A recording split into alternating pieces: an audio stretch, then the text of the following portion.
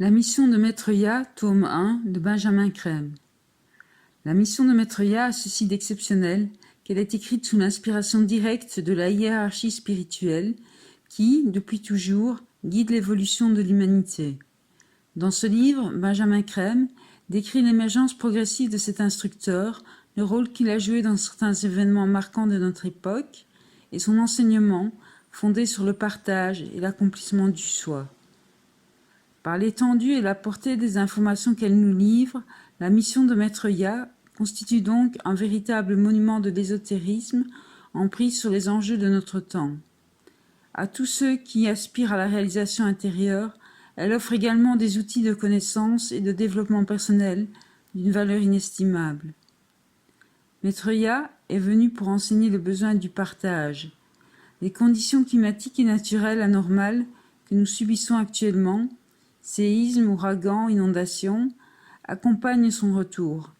Ces catastrophes sont le résultat des pensées et des actions négatives de l'humanité. Elles n'ont pas lieu d'être et ne sont pas des actes divins. Elles se produisent en raison de la loi de cause et d'effet, appelée aussi loi du karma. En engendrant dans la vie de la planète des situations de déséquilibre et de chaos, nous déstabilisons l'environnement naturel. Dans la création, tous les atomes sont interconnectés. Il n'existe aucune séparation nulle part. Si, comme aujourd'hui, nous générons des conditions dans lesquelles les 2/3 de la population mondiale doivent se contenter d'un quart de la nourriture disponible, souffrant de la faim et mourant par millions, alors la catastrophe est inévitable. Dans le tiers-monde, des millions de personnes meurent de faim, non par manque de nourriture au niveau planétaire, mais parce que nous, les pays développés, usurpons et gaspillons avidement la plupart des denrées disponibles et consommons 83% de l'énergie et des autres ressources. Le monde produit actuellement un excédent alimentaire de 10%, mais du fait de notre avidité, de notre égoïsme et de notre fatuité, des millions de personnes meurent de faim. Maître Ya est venu pour enseigner le besoin du partage. Lorsque vous partagez, vous reconnaissez Dieu dans votre frère. Sans partage, il ne peut y avoir de justice dans le monde. Sans justice, il ne peut y avoir de paix. Sans paix, le monde ne pourra continuer à exister puisque nous pouvons maintenant détruire la planète et toute forme de vie. Le mercantilisme, système économique entièrement basé sur les forces du marché et la compétition, est devenu le nouveau credo des hommes. Les nations doivent comprendre que l'humanité est une et que la nourriture, les matières premières, l'énergie, la technologie, les équipements éducatifs appartiennent à tous et doivent être partagés. Depuis 1991, Maître Ya est apparu à de multiples reprises à travers le monde, comme il avait fait à Nairobi au Kenya. Il est ainsi apparu miraculeusement devant des groupes fondamentalistes de plusieurs centaines de personnes. Habituellement, il s'exprime dans leur langue, leur expose ses plans et ses priorités, et leur demande leur aide et leur coopération, puis il disparaît. Des sources curatives ont été découvertes où il est apparu. Maître Ya espère que cette approche conduira au jour de la déclaration, où il ne laissera subsister aucun doute sur le fait qu'il est l'instructeur mondial. Ce jour-là, il adombrera mentalement l'humanité tout entière. Chacun d'entre nous, pas seulement ceux qui le verront et l'écouteront, entendra ses paroles, intérieurement, télépathiquement, dans sa propre langue. En même temps, des centaines de milliers de guérisons miraculeuses se produiront sur toute la planète. Ainsi, tous sauront que l'instructeur mondial est parmi nous. La mission de Maître Ya dans le monde commencera alors au grand jour. À chaque époque, de grands instructeurs ont émergé de la hiérarchie spirituelle pour guider l'humanité vers le stade suivant de son évolution. Plus les hommes utiliseront d'énergie pour invoquer Maître Ya, plus il pourra en utiliser en notre faveur. Le jour de la déclaration, un rapport télépathique s'instaurera entre Maître Ya et l'humanité. Les grands instructeurs nous ont déjà montré que nous sommes des êtres spirituels et que tous, nous avons le Père, Dieu, en nous. Mais lorsque nous ne sommes pas conscients de cela, nous vivons comme une branche coupée de la vigne. Nous ne sommes pas en quête d'un autre instructeur spirituel. Nous faisons simplement connaître le fait que, selon la loi des cycles, un autre grand être est venu. Les grands instructeurs du passé peuvent avoir montré en eux-mêmes que nous sommes des êtres spirituels et que nous portons en nous la divinité de façon innée. Mais où est l'expression de cette divinité de l'humanité quand des millions d'hommes meurent de faim dans un monde d'opulence? Quand le monde oscille dangereusement entre la guerre et la paix, quand les pauvres s'appauvrissent et que les riches s'enrichissent plus encore. Il faut à l'évidence un grand instructeur spirituel pour inciter l'humanité à révéler cette divinité que nous prétendons avoir avec une telle désinvolture avoir en nous. Chaque message de Maître Ya a un rythme bien défini, un effet mantrique. Pensez-vous que le retard intervenu dans la découverte du Christ ait amené les gens à s'en désintéresser? Il est effectivement naturel que chacun soit déçu que les médias n'aient pas encore permis au Christ de se révéler au monde, et il est compréhensible que ce retard ait découragé plus d'un. Mais d'un autre côté, beaucoup continuent à ressentir d'espoir et à éprouver la conviction qu'ils verront bientôt le Christ. Le premier pas vers l'établissement de justes relations humaines passe par la transformation de nos structures politiques, économiques et sociales. La crise spirituelle que traverse actuellement l'humanité se manifeste particulièrement dans ces domaines, car au cœur des problèmes économiques se trouve celui de la répartition des ressources. Conformément au plan divin, c'est l'établissement de ces relations justes qui doit constituer le prochain accomplissement de l'humanité, et nous ne saurions entretenir de telles relations avec nos frères et sœurs du tiers-monde alors qu'ils meurent de faim par millions, tandis que nous vivons dans le luxe et le gaspillage. La solution est évidente. Le partage des ressources de ce monde d'abondance constitue le premier pas essentiel vers l'instauration de justes relations humaines. Le Christ mettra en lumière la nécessité d'y parvenir et donnera aux hommes l'inspiration suffisante. Son appel au partage et à la justice, qu'il considère comme les seuls moyens d'établir une paix authentique, permettant d'assurer la survie de la race humaine et le salut du monde, est essentiellement un appel à l'établissement de relations justes et au refus de vivre avec les attitudes erronées que sont la compétition et l'avidité, au niveau individuel, national, international, la haine et la violence plus répandues et plus puissantes que jamais, les tendances à la séparation et à l'exclusion, ainsi que l'adhésion fanatique à toutes sortes d'idéaux. Amertume et manque de confiance mutuelle nous ont conduits au bord de l'autodestruction. Le Christ présentera le véritable fonctionnement de la loi de la Renaissance en tant que processus de perfectionnement de l'âme en incarnation. Il montrera également la relation qui unit la loi de Renaissance à la loi de cause à effet, appelée en Orient la loi karmique. Maître Ya est le grand représentant et la grande expression de l'amour, tandis que le Bouddha est l'incarnation de la sagesse. Dans les temps à venir, le Christ opérera la fusion de ces deux énergies divines et répondra à l'appel que lui lancent l'Orient et l'Occident, qui tous deux ont besoin de son aide et de ses conseils. En premier lieu, Maître Ya incitera l'humanité à mettre en œuvre les moyens nécessaires pour garantir la paix dans le monde. Il montrera que, pour ce faire, il faut avant tout que nous acceptions le principe du partage. Maître Ya n'a pas pour tâche de stimuler la destruction d'aucune des grandes religions, tout au contraire. Son travail essentiel sera en premier lieu de stimuler les changements économiques, politiques et sociaux. Lorsque finalement il inaugurera la nouvelle religion mondiale, fondée sur l'initiation, ses adhérents proviendront, comme c'est déjà le cas, de toutes les religions. L'humanité doit apprendre l'interdépendance et la coopération.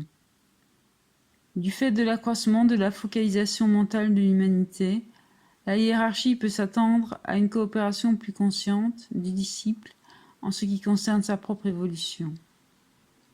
Le Christ, Maître Ya, travailla à travers Jésus pendant 3 ans. Cette fois-ci, le Christ lui-même est venu en tant qu'instructeur mondial pour toute l'humanité. La spiritualité, le terme spirituel ne se rapporte pas exclusivement à ce que l'on appelle les questions religieuses. Toute activité permettant à l'être humain de progresser vers toute forme de développement, qu'il soit physique, émotionnel, mental, intuitif ou social, est de nature essentiellement spirituelle. Un changement de conscience, selon moi, doit s'accomplir par rapport au monde et refléter une approche totalement nouvelle des activités qui ne sont pas strictement spirituelles.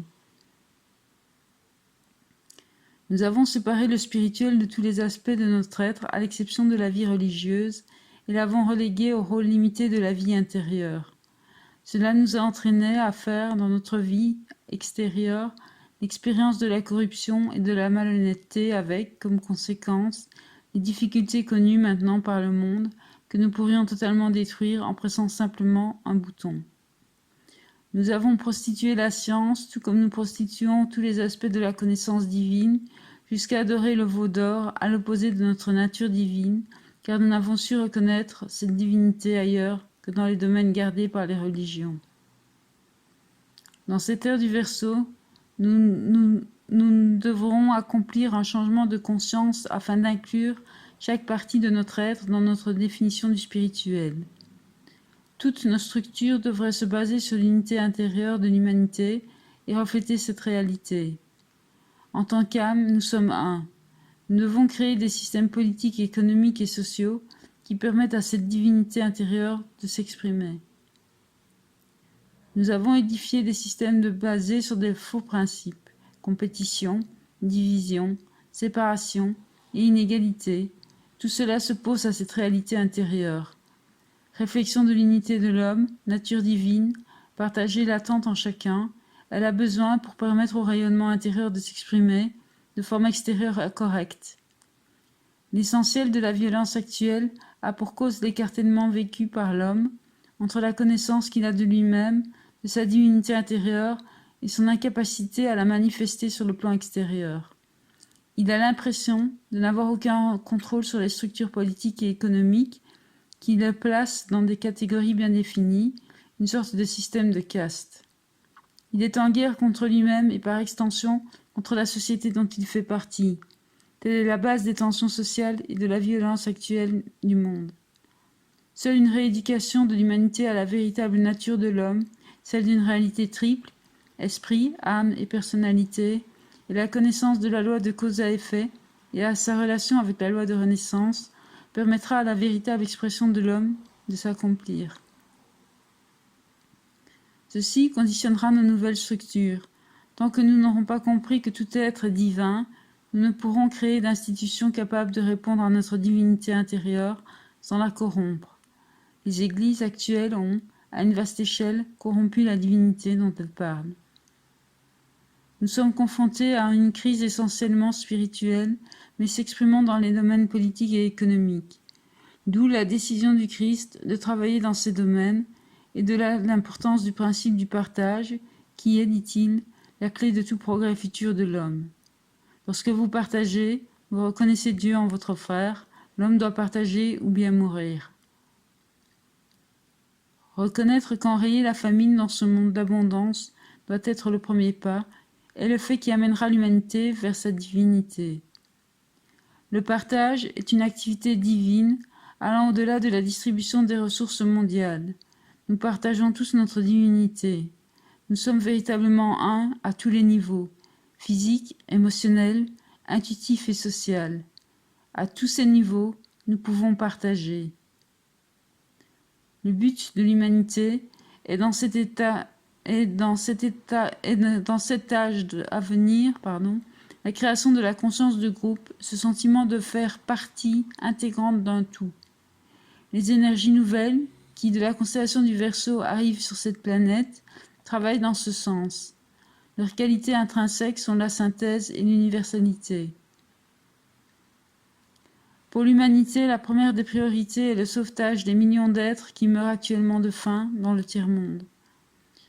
Lorsque nous aurons accepté le principe du partage qui sera imposé au gouvernement par l'opinion publique mondiale, il sera demandé à chaque pays de céder à un organisme neutre pour le bénéfice de toute l'humanité, ce qu'il produit en excédent sur ses propres besoins. Chaque pays sera prié de faire un inventaire de ce qu'il possède. Ces données permettront à une commission des Nations Unies, prévue à cet effet, d'organiser une redistribution rationnelle des ressources planétaires. Ainsi, pourra se réaliser un meilleur équilibre un meilleur équilibre entre pays en voie de développement et pays développés. Il a été estimé que 2 à 3 années seront nécessaires pour mettre sur pied ce plan de redistribution. Il existe depuis longtemps des plans et des projets conçus par des initiés avancés, économistes, financiers et industriels de grande envergure, n'attendant que la demande de l'humanité pour être mise en œuvre. Un système sophistiqué de troc remplacera les systèmes économiques existants. Le problème du chômage cédera sa place à celui des loisirs, dont l'organisation sera d'importance capitale. Finalement, toute la production de notre civilisation sera assurée par des machines, libérant l'homme pour lui permettre d'explorer sa véritable nature et sa raison d'être. Il est urgent de transformer les méthodes de travail afin de libérer d'une activité mécanique et ingrate des millions d'individus qui ne connaissent rien d'autre que leur travail quotidien. La grande majorité des maladies d'aujourd'hui sont d'origine psychique. Le stress, les tensions et les peurs inhérentes à notre société et à notre monde civilisé. L'état général de l'humanité s'améliorera lorsqu'on lui donnera espoir en l'avenir. C'est dans notre approche de la mort que se produira l'un des changements les plus profonds. L'homme ne la craindra plus. L'humanité acceptera et comprendra la loi de renaissance. Elle considérera la mort du corps comme une transition vers un état nouveau et plus libre, sachant que dans son long voyage d'incarnation, l'âme prend des véhicules successifs pour se refléter sur le plan physique. Toute terreur de la mort disparaîtra. Lorsque le corps sera usé et qu'il aura perdu sa force, la mort sera accueillie avec joie comme passage vers des nouvelles expériences.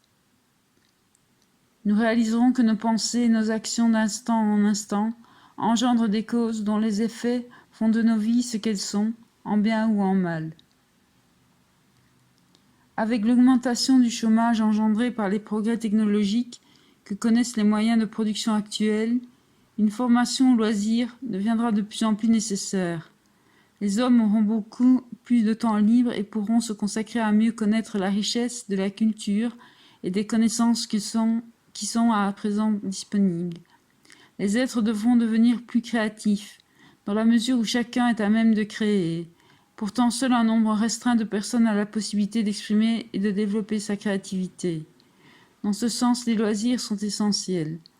La plupart des êtres sont tellement dévitalisés par des méthodes de travail répétitives, par les mauvaises conditions de travail, par la simple torpeur et la monotonie de leur activité quotidienne, que la créativité est la dernière chose à attendre d'eux.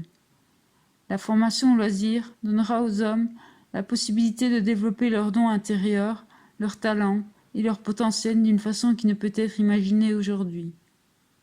Cela mis à part, dans l'avenir, l'éducation sera orientée vers l'accomplissement de l'intention et du but de l'âme. La nature de l'âme est d'aimer et de servir, ainsi que de se sacrifier pour le plan du Logos.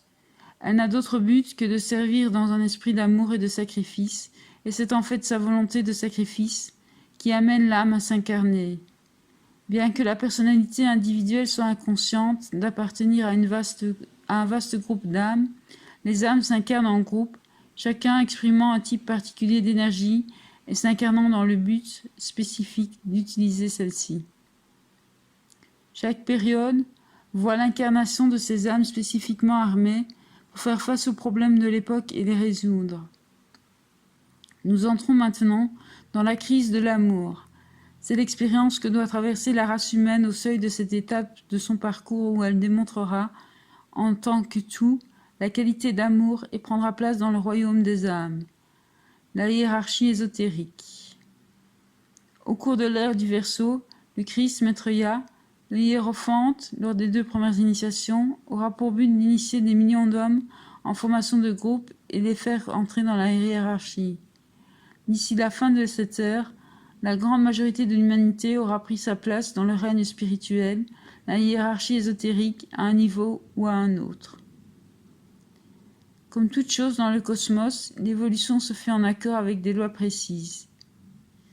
La télépathie se trouve à l'état potentiel chez tous les hommes. Lorsque par la méditation et le service, l'aura devient magnétique, la télépathie se manifeste comme une conséquence directe. Le corps humain tire son origine du règne animal. L'individualisation de l'homme animal primitif à l'époque lémurienne, lorsque l'âme humaine s'incarna pour la première fois il y a 18 millions d'années, n'a été rendue possible que par l'introduction de l'énergie du mental, permettant la création d'espèces entièrement nouvelles. Le véritable dessein de l'homme est la spiritualisation de la matière. Ainsi, jusqu'à ce qu'il ait atteint la perfection, l'homme, personnalité constituée de corps physique astral et mental, tous trois composés de matière, a besoin de l'influence spirituelle de son âme et au-delà de l'étincelle divine qu'il est en réalité. Du point de vue ésotérique, l'Évangile est en fait l'histoire de l'initiation, une histoire présentée à l'humanité bien avant le christianisme et de bien des manières. Le récit de la vie de Jésus est la présentation symbolique, dramatiquement rejouée pour nous, du voyage menant l'initié à la perfection. Le voyage évolutif dans lequel nous sommes engagés est jalonné de 5 grandes crises, 5 expansions majeures de la conscience, 5 étapes vers la libération et la maîtrise. Ce sont les 5 initiations planétaires au terme desquelles nous n'avons plus besoin de nous incarner sur Terre. Le récit de la vie de Jésus est la présentation symbolique, dramatiquement rejouée pour nous, du voyage menant l'initié à la perfection. La première initiation est appelée la naissance du Christ et se trouve symbolisée par la naissance du disciple Jésus à Bethléem. Lorsque l'énergie évolutive que nous nommons principe ou conscience christique s'éveille dans le cœur de l'homme, le centre spirituel du cœur situé du côté droit de la poitrine, l'homme ou la femme est en mesure de prendre la première initiation. Il est important de garder à l'esprit qu'avant de se présenter devant l'initiateur, la personne est déjà un initié. Par l'expérience de la vie et de la méditation, l'âme humaine, qui est le premier maître, amène son véhicule au point où l'initiation peut être prise. Alors le maître de la hiérarchie intervient et par la combinaison du stimulus, des épreuves et des occasions données de servir, prépare le candidat à venir se présenter devant le hiérophante afin de recevoir l'impact de l'énergie du sceptre d'initiation qu'utilise celui-ci. Le Christ, Maître Ya, est le hiérophante des 2 premières initiations. La troisième et les suivantes étant prises en présence du Seigneur du monde Sanat Kumara à Shambhala. Je suis la voie. Personne ne peut connaître le Père sans passer par moi.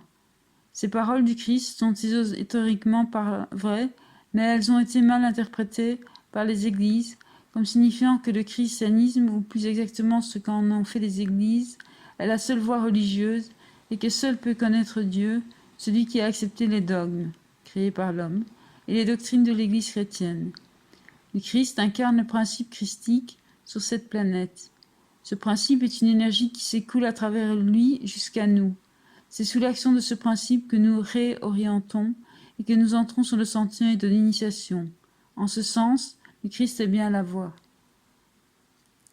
Jésus naquit à Bethléem comme initié du 3e degré. Il ne fut donc que symboliser pour nous ces 3 phases de croissance. Il lui fallait subir la 4e initiation et il l'a pris de façon très concrète sur le plan physique afin de dramatiser symboliquement l'expérience de la rénonciation. En Occident, cette initiation est celle de la crucifixion. Les orientaux le nomment le grand renoncement, car on y renonce à tout, position, famille, même la vie si nécessaire, pour la vie spirituelle supérieure. Vient ensuite, et c'est le cœur de l'Évangile, la 5e initiation, celle de la résurrection, symbolisée par la résurrection du corps de Jésus après la crucifixion. Chaque initiation attire dans les corps de l'initié des particules de matière subatomique qui sont littéralement de la lumière. Ce processus s'achève au moment de la 5e initiation, celle de la résurrection, lorsque l'initié est délivré à tout jamais de l'attraction de la matière, étant devenu un maître parfait. Le maître ayant terminé son expérience de la vie sur cette planète, le but de l'évolution a été atteint. Le choix de rester sur Terre pour servir le plan de notre logos planétaire n'appartient qu'à lui seul. Il existe des initiations supérieures à la préparation desquelles travaillent les maîtres. L'ascension, symbolisée par l'ascension du Christ après sa manifestation devant ses disciples dans le corps ressuscité de Jésus, constitue la 6e expérience initiatique et confère la conscience cosmique, ainsi que l'immortalité totale du corps du Maître ascensionné. Vu de cette manière, l'Évangile donne à l'humanité la promesse de la divinité, une divinité non seulement accessible à un homme extraordinaire, le Fils de Dieu, mais à tous ceux qui sont prêts à faire l'effort nécessaire pour étendre leur conscience jusqu'à y inclure les niveaux spirituels. Une divinité réalisée également à travers un processus scientifique dont le Christ et les maîtres sont les gardiens, le processus de l'initiation. Le but atteint lorsqu'à la 5e initiation, le maître libéré parvient à la pleine fusion avec la monade, son Père qui est aux cieux. Il a étendu sa conscience au point d'y inclure les plans spirituels et n'a plus besoin de s'incarner sur cette planète. Ce sont les expériences, les épreuves et les échecs de la vie quotidienne, ainsi qu'une maîtrise de soi progressive, qui nous donnent le contrôle de la matière et la conscience de tous les plans caractérisant le maître initié. Aujourd'hui, du point de vue des maîtres, la 3e initiation constitue la première véritable initiation de l'âme, la première et la 2e n'étant en fait que préparatoires, et démontrant le contrôle des véhicules physiques et astrales de la personnalité. À travers ces corps purifiés et intégrés, l'homme intérieur divin, l'âme, commence à faire sentir sa présence en prenant un contrôle plus complet de ses véhicules et en irradiant à travers la personnalité. Lorsque cette intégration s'étend au corps mental contrôlé, la 3e initiation peut avoir lieu. La clé de ce processus réside dans le synchronisme des vibrations. L'âme peut alors se manifester avec quelque intensité. Le corps physique est le premier être à être purifié, et pour ceux qui se préparent à la première initiation, le régime végétarien devient essentiel car la viande abaisse le taux vibratoire du corps physique de l'homme. Le désir de manger, de boire, de dormir, de se reposer ou d'avoir un rapport sexuel ne doivent plus dominer le comportement. La première initiation est appelée l'initiation de la naissance. Elle est le résultat de la naissance de la conscience christique dans la caverne du cœur, et les aspirants qui ont pris cette initiation sont orientés vers la vie spirituelle, qui n'est pas forcément signe de vie religieuse. Lors de la seconde initiation, l'initié doit clarifier ses réponses à la réalité et se libérer de l'esclavage des émotions. Sa nature astrale d'homme est si puissante que c'est une tâche gigantesque qui peut prendre de nombreuses vies. L'âme doit par le truchement du mental maîtriser le corps émotionnel et le rendre limpide et clair pour lui permettre de remplir sa véritable fonction, qui est de devenir un véhicule apte à refléter le niveau de l'intuition, celui de la conscience bouddhique. La 3e initiation, celle de la transfiguration, démontre la totale intégration de la personnalité qui, imprégnée des énergies de l'âme, répond alors à celle de la monade. L'amour, la sagesse et la volonté dynamique, qui sont des attributs de l'âme, irradient dès lors puissamment à travers la personnalité et il en découle une vie créative et efficace au service du monde. Les 3 initiations planétaires majeures sont toujours prises en incarnation sur le plan physique. Cela permet à la conscience de l'initié de s'exprimer à travers le mental et le cerveau. La vie d'un homme qui a reçu la 4e initiation, ou crucifixion, est habituellement une vie de souffrance et de grands sacrifices. C'est la vie de l'homme qui connaît le grand renoncement, même exotériquement, elle est considérée comme difficile, rude et douloureuse. Il a tout déposé, même sa personnalité devenue parfaite, sur l'autel du sacrifice et se trouve privé de tout. Il a renoncé à tout, aux amis, à l'argent, à sa réputation, à sa personnalité, à sa position dans le monde, à sa famille et même à sa vie. Lors de la période qui suivra le jour de la déclaration, pour un temps, l'humanité devra renoncer à sa soif des biens de la vie matérielle au profit de la vie spirituelle. Il n'y a rien de mal dans la prospérité. Ce qui est mauvais, c'est qu'elle soit partielle, coupée de la réalité intérieure, la divinité de l'homme, du monde dans son ensemble. Ainsi, l'injustice règne-t-elle. Le concept de groupe constitue l'essence de la conscience du Verseau. Les énergies du Verseau, qui affluent dans l'humanité avec une intensité croissante à mesure que les années passent, créeront inévitablement les conditions favorables à la conscience de groupe. La clé de ce changement de conscience est l'amour et à travers lui, le service. Lorsque l'on sert, on se décentre jusqu'à s'identifier totalement à ce que l'on sert. D'abord l'humanité, puis l'ensemble de la création. C'est alors que l'on parvient à la conscience de groupe, conscience que le maître connaît. Pour les maîtres, l'intuition est en réalité synonyme de conscience de groupe. À un certain niveau, oui, manger de la viande retarde le progrès spirituel, du fait que la structure atomique de celle-ci ne convient pas à l'organisme humain. À partir de certains stades, on peut manger de la viande en toute sécurité ou ne pas le faire, c'est à l'initié de choisir. C'est l'âme qui, par la méditation et le service, mène à l'initiation, la vie après la mort et la renaissance. L'attitude de nos contemporains face à ce phénomène récurrent que nous appelons la mort constitue une des grandes tragédies de notre temps. Notre peur de la mort n'est autre que la peur de voir notre identité anéantie. Dans un proche avenir, les maîtres et leurs disciples enseigneront la vérité au sujet de cette expérience que nous appelons la mort, et ainsi offriront à chacun une liberté nouvelle. Le processus de la mort commence lorsque l'âme retire son énergie du corps physique dense. Dès que la mort survient, les corps subtils, les corps astral et mental, situés au sein du véhicule éthérique, se retirent du corps physique dense. Il est important qu'au moment de la mort, le niveau de conscience soit aussi élevé que possible, afin que les derniers réflexes nerveux servent à propulser la conscience à travers les niveaux de l'astral et du mental inférieur jusqu'aux sphères les plus élevées, de la manière la plus rapide et la plus consciente possible. D'où l'importance d'une préparation délibérée à la mort. À l'avenir, nous apprendrons comment mourir consciemment, comment gérer ce passage. La personnalité change à chaque incarnation jusqu'à ce qu'elle reflète pleinement la nature de l'âme. Le temps est une notion liée au cerveau physique et n'a pas d'existence en dehors de ce plan. Tout progrès résulte d'une tension spirituelle. Cette tension spirituelle est la force motivante conduisant à la libération et à une activité renouvelée. Les effets de l'acceptation de la réincarnation dans le monde occidental. Il semble évident qu'une véritable prise de conscience, non pas seulement intellectuelle, de ce qu'implique la réincarnation, transformera l'ensemble de l'approche que se fait l'Occident de la réalité. L'idée que la vie n'est pas courte, brute et arbitraire, qu'il existe un dessein et un plan, que nous sommes soumis à un processus progressif de perfectionnement, et par-dessus tout que la grande loi de cause et d'effet gouverne notre existence, tout cela doit changer notre point de vue. Cela rendra plus claire la nécessité de justes relations humaines et de l'innocuité. En Occident, nous avons tendance à croire que nous contrôlons complètement notre destinée, ce qui est vrai dans une certaine mesure, mais également qu'il n'existe pas de loi plus grande ou supérieure gouvernant nos destinées, ce qui est faux. Dans les deux parties du monde, il y a une totale incompréhension de la loi du karma et de la façon dont elle opère à travers la loi de renaissance. L'Occident a tendance à rejeter l'idée d'une vie future. C'est une idée qui commence seulement à faire son apparition dans l'esprit des gens.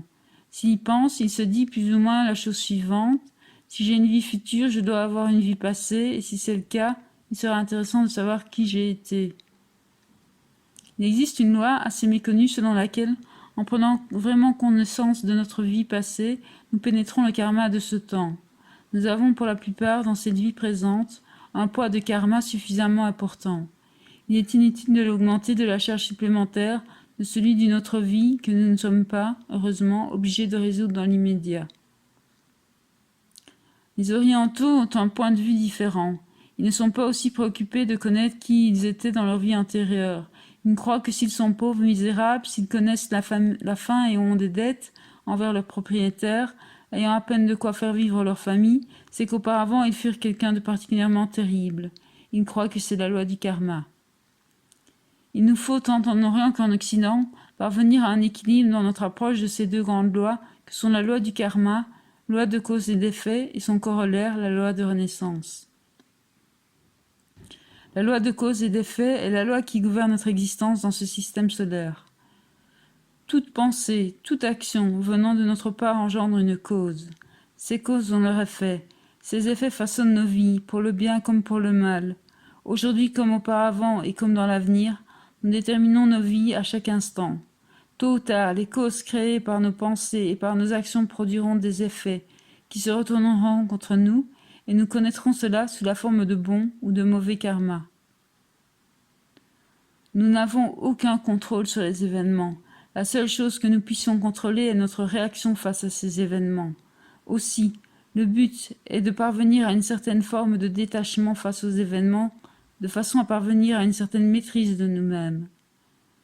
Le voyage vers la perfection, le but de l'évolution, consiste à renoncer progressivement au niveau inférieur et à manifester les niveaux supérieurs. Ainsi, nous devenons ce que nous sommes essentiellement en tant qu'âme. Pour l'âme, le sentier de retour est la libération graduelle des limitations des plans physiques, astral et mental. Elle y parvient en y imprégnant ses véhicules physiques, émotionnels et mentaux de ses énergies et de ses qualités. Plus une personne est avancée, plus elle est en mesure de servir et plus elle est utile au monde. Le service est la voie par l'excellence pour se défaire du karma. À mesure que l'on sert, on attire à soi de l'énergie. En donnant cette énergie, vous recevez en retour une énergie nouvelle. Telle est la loi. C'est fondamentalement la loi d'amour qui gouverne notre nature et sans laquelle l'univers n'existerait pas. C'est bien sûr d'une autre manière la loi de cause et d'effet elle-même. Lorsque l'on nous donne de l'amour, on met en œuvre une cause dont l'effet est le retour de l'amour donné. À mesure qu'elle devient capable de plus d'amour et de service, cette personne prendra automatiquement du recul vis-à-vis des effets et des événements. Ceux-ci se produisent mais affectent de moins en moins sa psychologie. Quant à la pauvreté, les conditions de vie sordides, l'humiliation et la misère des habitants du tiers-monde, elles ne sont en rien nécessaires.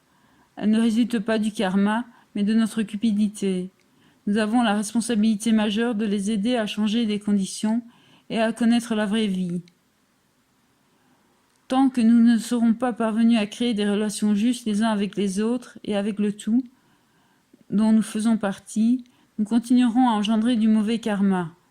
Il est plus important, plus utile de prendre conscience de l'avantage découlant de relations justes. Nous manierons ainsi plus correctement les lois du karma et de la renaissance qu'en cherchant à connaître nos vies antérieures. La vie qui importe est celle dans laquelle nous nous trouvons. Quant au temps, il est relatif.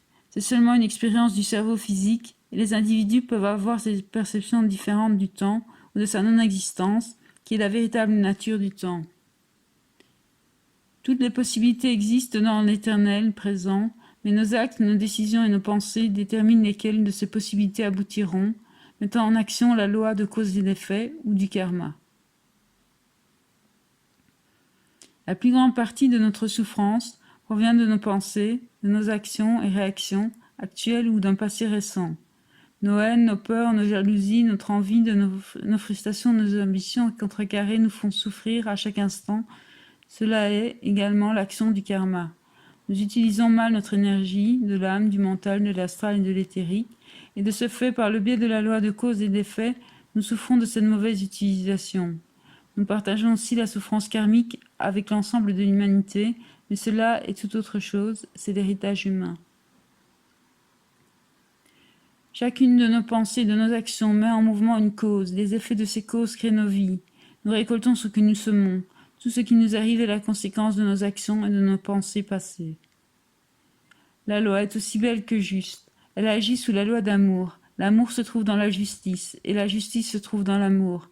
Il y a toujours plus de bon que de mauvais karma.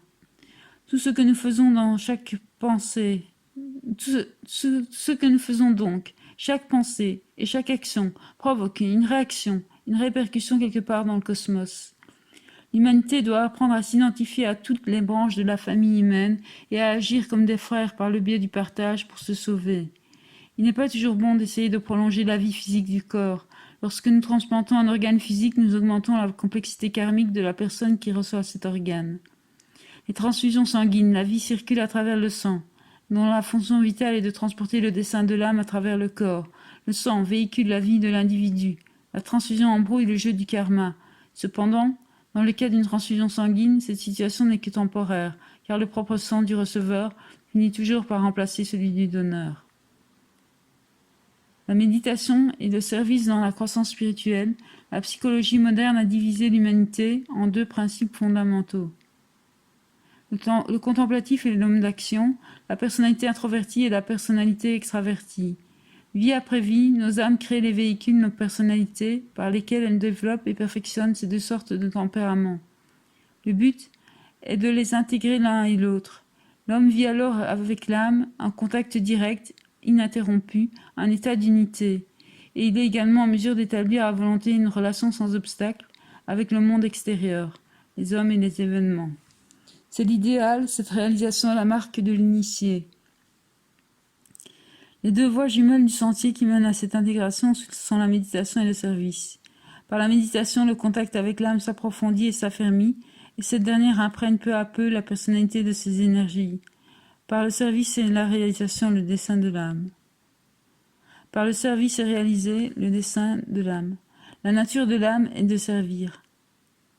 La méditation reste la voie royale pour entrer en contact avec l'âme, mais une fois ce contact réalisé, il reste également à celui qui aspire au discipulat à accepter de mener une vie de service. Les focalisations intérieures et extérieures doivent s'équilibrer et il devient nécessaire de se mettre en route sur la voie infinie, la voie du service, qui appelle tous les véritables fils de Dieu, du disciple plus humble au Christ lui-même, voire au-delà. Il n'y a qu'une seule grande surâme dont nous sommes tous les parties individualisées. Notre sentiment de séparation est tout à fait erroné, provient de ce que nous nous identifions à l'aspect le plus inférieur de nous-mêmes, le corps physique. Prendre conscience de cela constitue le premier pas véritable vers la réalité. Nous découvrons alors que la nature même de cette réalité est le service. Ce qui importe par-dessus tout dans le service, c'est le motif qui le sous-tend. Ce n'est pas ce que l'on fait. Peu importe le service rendu, chacune de nos actions peut être un service. La méditation. La méditation correctement pratiquée construit progressivement et renforce le canal de lumière reliant le cerveau physique à l'âme. Ce canal permet d'ancrer la lumière de l'âme dans la tête du disciple. Au cours de la méditation, on peut voir la lumière briller dans la tête. Lorsque l'attention est dirigée intérieurement et vers le haut, dans cette lumière, le mental se stabilise, c'est-à-dire qu'il n'y a plus de pensée ou mouvement du mental inférieur. Dans cet état d'attention focalisée et sans pensée, les niveaux intuitifs du mental peuvent entrer en jeu graduellement.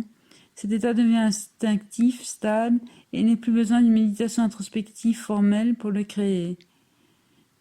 Bien des personnes croient que toute pensée, toute idée pénétrant leur esprit au cours de la méditation provient du niveau intuitif de l'âme et guide leurs actions. Ce n'est absolument pas le cas. Il est extrêmement difficile pour l'aspirant ou le disciple moyen de tenir fermement le mental dans la lumière suffisamment longtemps pour invoquer l'intuition. Et les directives que la plupart des gens reçoivent proviennent de leur propre mental inférieur par l'intermédiaire du subconscient. Nous ne sommes pas tous des Mères Teresa, mais nous pouvons consacrer quelques heures par semaine à nous asseoir tranquillement pour absorber et transmettre l'énergie de la hiérarchie spirituelle. C'est très simple et pourtant je ne saurais assez souligner la valeur de ces quelques heures. Cela aide le monde bien plus que nous pouvons l'imaginer et c'est en même temps un moyen de progrès personnel. Depuis littéralement des millions d'années, les maîtres transmettent dans le monde de l'énergie dont ils sont les gardiens, par l'intermédiaire de groupes qu'ils soient chrétiens ou juifs, hindous ou musulmans, etc.